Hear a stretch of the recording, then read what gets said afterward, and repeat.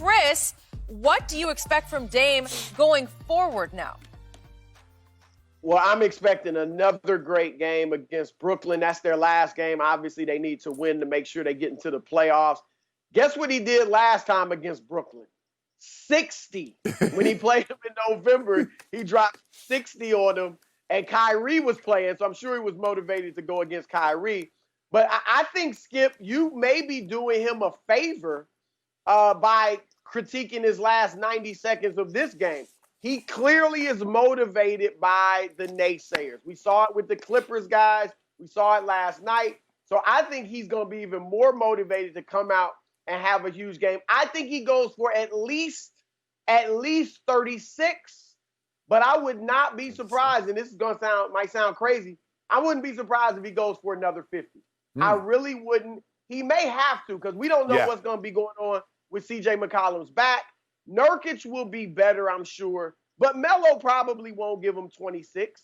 So he's going to have another big game, and I think he's capable of doing it, and I think he will, because he's backed up everything he said thus far, except missing those free throws against the Clippers. Skip, Chris, guys, you know what I'm seeing? I think Dame is a guy that if somebody from the opposing team is viewed as a superstar, we remember what he did in that night with Kobe when he went to Staples Center, and they had the speech and they talked about Kobe, showed the montage. He goes for a monster number. I think he goes for 48. You mentioned November, Kyrie on the other side, he goes for 60. In Golden State, who's in Golden State? Steph Curry. Oh, Steph better than you. He dropped 61. He goes into this game. Who's on the other side? Luka Doncic. Luka Doncic is. So what you're starting to see, if Dame goes against somebody, if you look at what he did against, and he didn't come up big, and this is what Skip has been knocking him for against the Clippers, is that if there's somebody on the other side, and that person is viewed better than Dame, Dame is like, okay, when I leave this game, I bet y'all mention me in the same breath that y'all mentioned that guy. He was special yesterday. I expect to see greatness moving forward, Chris. I still expect to see greatness because he has to be that, because we don't know if and when CJ's back's going to be better. Gary Trent Jr. might not continue that hot streak that he was on. The first 5 games disappeared. Nurkic, okay, he may or may not. As you mentioned, Carmelo was 10 of 17 yesterday, 3 of 5 from the three-point line, gave him 26. He was plus 12. The one thing that we can count on is Dame. He's playing major minutes. He's giving you Game 7 energy with Game 7 type minutes. He's averaging 47, and so he can't let down. So I expect Dame to continue to be great, but, all good things must come to an end sooner or later. You know what I'm saying? All things must come to an end. So, Shannon Sharpe, who is the GOAT? Let me hear it again. Hey, no. I don't know, Go James, right? Go James. You see what you're trying to do, Chris? Guess what's about to happen? I'm pretty sure Dame Dollar's going to take care of business against what's left of the Nets, and I don't even know if they'll play their starters in this last game because they didn't play them last night. And then I think it's going to be Memphis. I think Memphis will win and probably be in. So all of a sudden, Dame Dollar will have 2 shots to beat Memphis one time. I think that'll happen. And guess who's sitting there, 1 versus 8? The GOAT, says Shannon Sharpe, will be against Dame. And will Dame say, I got to put the GOAT in his place? Really? He did it on Kobe night. Dame's trying to make a name for himself, and he knows this would move him into upper echelon, because when you can take an 8 seed and you can beat what some consider a super team with 2 of the 5 best or 2 of the top 6 best players in the NBA, and you can do that, obviously, this would be a huge feather in Dame Lillard's cap. What did I tell you earlier in the show? Greatest opportunity of his career is about to happen, and he can right the wrong against Golden State last year in the conference finals when he was not good in the 4 fourth quarters that were all winnable games for Portland against a no KD Golden State.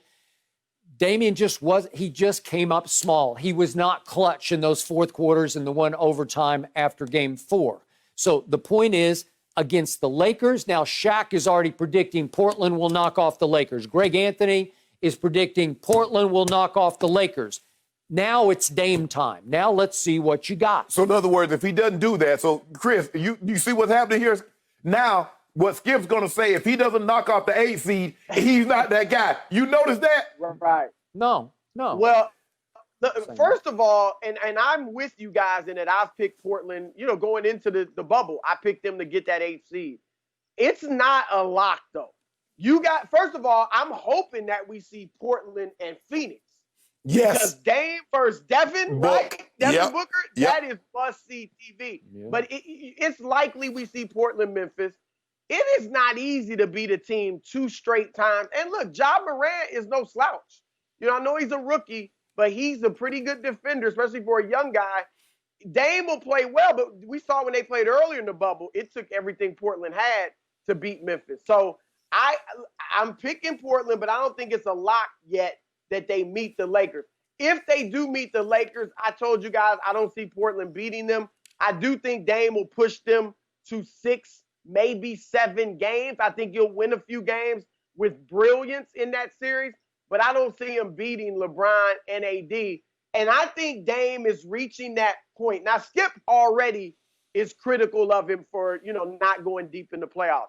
But most people haven't been because he hasn't been viewed as that level. I think now he has hit the level where it will become widespread criticism if he doesn't go deep in the playoffs. Or really, I think he has to win an MVP or win a championship because now everybody knows you're a great individual player. We got you on that level, kind of like James Harden. We know you're spectacular individually. If you keep this up, you'll be a Hall of Famer, easy and all that.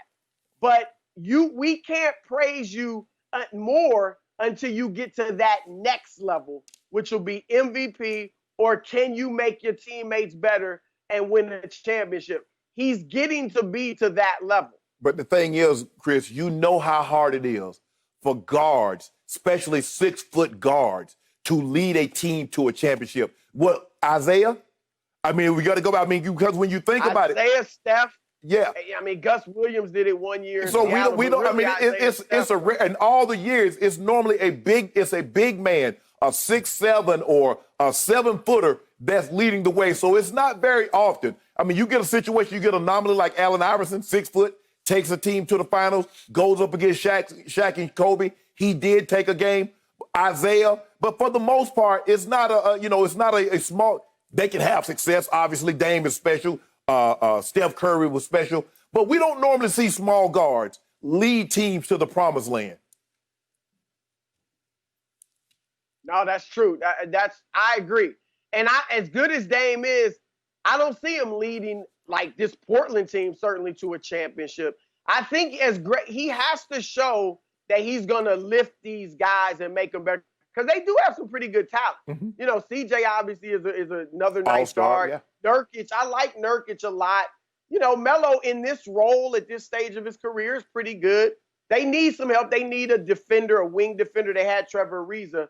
But, they got to the conference finals last year. That was a strange kind of situation, last year in the playoffs. But I think guards are doing it more now because the league is becoming more perimeter oriented. But ultimately, you're right. It's only been Steph and Isaiah that have really done it consistently.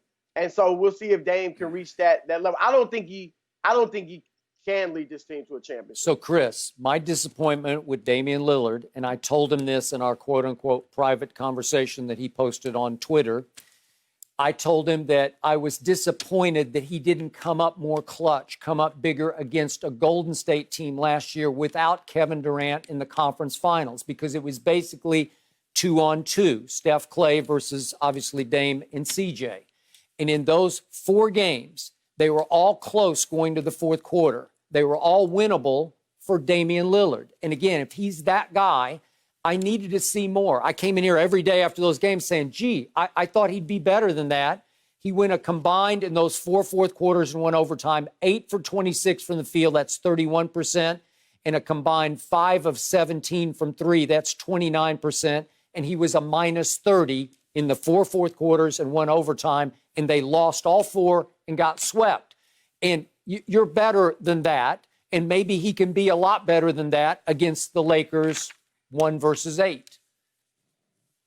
Look, I think that's fair. And I'll say this, Skip. I can only think of one player, and this is why I think he's the GOAT, that's never had clutch moments or a series where he just didn't deliver. and that's Michael Jordan. Orlando Even when he lost, in '95 Jordan delivered. when Nick Anderson stole the ball from him. A year and a half. See, there you go. You're doing like Skip.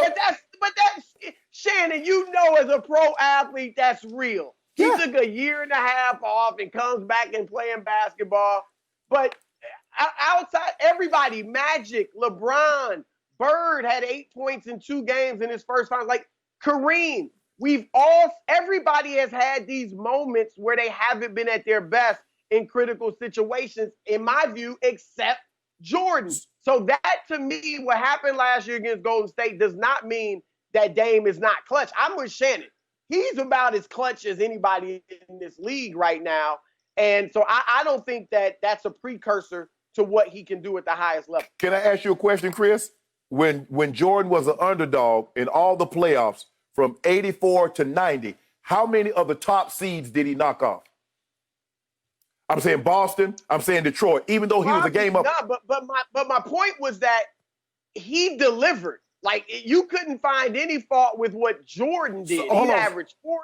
He'd go for 63. So what about they just lost. You do realize, like, in the 3 finals that LeBron lost, he averaged 33, 11, and 9 in 3 finals losses. So did he not deliver? But you see, because I'm saying what I said, Shannon, was we have seen moments. We obviously Dallas. Yeah. You know. Yeah. Boston Oh yeah. No question. So I'm just saying, and I know LeBron's a different player now, but I'm just saying we can't look back at Jordan's career and say, oh yeah, he melted down in that moment, or he didn't deliver in that moment. He delivered. They just lost. Wait a minute. The 3 he lost? I thought he lost 6. I'm talking about the last 3. I ain't talking about when he was a baby. You know, old baby Cal Bron. You know what I'm saying, Chris? Old baby Cal. We don't count them. You mean meltdown, Bron? There you go. See. Thank you for watching. You can subscribe here to get the latest from the show, and be sure to check out more of the best clips from Undisputed, or go watch a few other segments from our other shows on FS1.